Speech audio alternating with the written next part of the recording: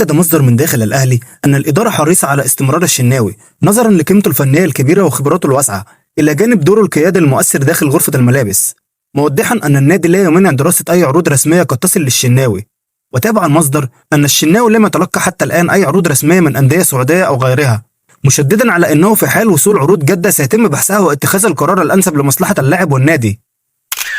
أكد مصدر في تصريحات خاصة أن النادي الأهلي لم يفتح أي خطوط اتصال مع اللاعب محمود بن تايج في الفترة الأخيرة، مشددا على أن ما يتم تداوله من أخبار عبر السوشيال ميديا غير صحيح. وأضاف المصدر أن إدارة الكرة لم تشهد أي تحركات رسمية أو مناقشات داخلية تخص موقف اللاعب، ولم يتم طرح اسمه على طاولة التعاقدات بالنادي الأهلي حتى الآن. كشف مصدر مقرب من اللاعب عمر كمال إنه لا يمانع من ارتداء قميص بيراميدز والانضمام إلى صفوفه حال وجود رغبة رسمية من جانب مسؤول الأهلي في الاستغناء عنه خلال الفترة المقبلة. وأوضح المصدر أن أحد المسؤولين البارزين بنادي بيراميدز تواصل بالفعل مع عمر كمال خلال الساعات الماضية لبحث إمكانية ضمه، وذلك بعد الحصول على موافقة المدير الفني الكرواتي يوريتيتش الذي أبدى ترحيبه بالتعاقد معه لتدعيم مركز الظهير الأيمن. وأضاف المصدر أن اللاعب يشعر بسوء توفيق منذ انتقاله إلى الأهلي، ويسعى لبدء مرحلة جديدة في مسيرته الكروية، مؤكدا في الوقت ذاته احترامه الكامل للنادي الأهلي وجماهيره.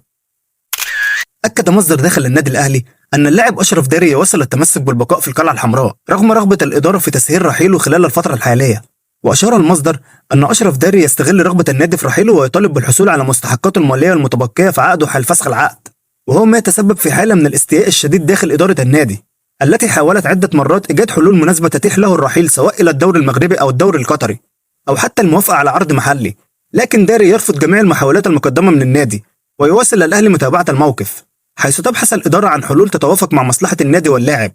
لكن دون التنازل عن الحقوق المالية القانونية للنادي.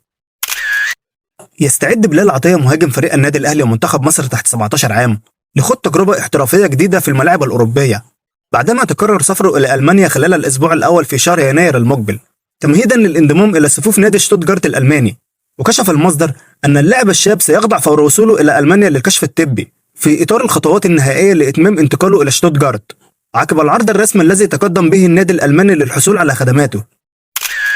أكد عمرو زكي في تصريحاته أن حسام حسن يمتلك كامل الحرية في قراراته